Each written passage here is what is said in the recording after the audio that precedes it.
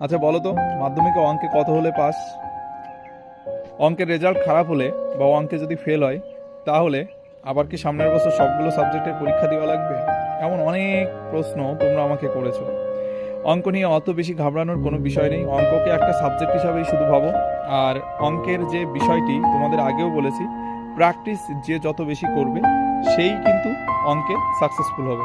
তো বারবার প্র্যাকটিস করো। আর তোমাদের কিন্তু অধিকাংশ স্টুডেন্ট যারা আমাদের সাথে কন্ট্যাক্ট করেছে, তাদের কিন্তু আমরা অঙ্কের এবছরের সবচেয়ে গুরুত্বপূর্ণ স্টাডি ম্যাটেরিয়ালস অর্থাৎ গুরুত্বপূর্ণ সাজেশানস কিন্তু আমরা প্রোভাইড করেছি। যারা এখনও পাওনি তারা আমাদের হোয়াটসঅ্যাপ নম্বরে নক করো, অবশ্যই তুমি সাজেশনটা নিলে উপকৃত হবে। আর দ্বিতীয় আরেকটা কথা বলি, পরীক্ষা যেহেতু সন্নিকটে, অত বেশি চাপ নিয়ে লাভ নেই, কারণ চাপ নিলে তোমাদের ঘুম পাবে, আর ঘুম থেকে উঠেই রীতিমতো আবার টেনশন করবে। তার থেকে সুন্দর করে সারাদিনের মধ্যে মাত্র 2 ঘন্টা বা 1.5 ঘন্টা অঙ্কের জন্য রাখো, আর বাদ বাকি অন্যান্য সাবজেক্টগুলোর জন্যও কিন্তু সময় দাও। কারণ অন্যান্য সাবজেক্টে যদি ভালো স্কোর করো, অঙ্কে যদি একটু খারাপ হয়, তাও কিন্তু অ্যাভারেজ সব কিছু মিলে একটা গুড রেজাল্ট তুমি করতে পারবে।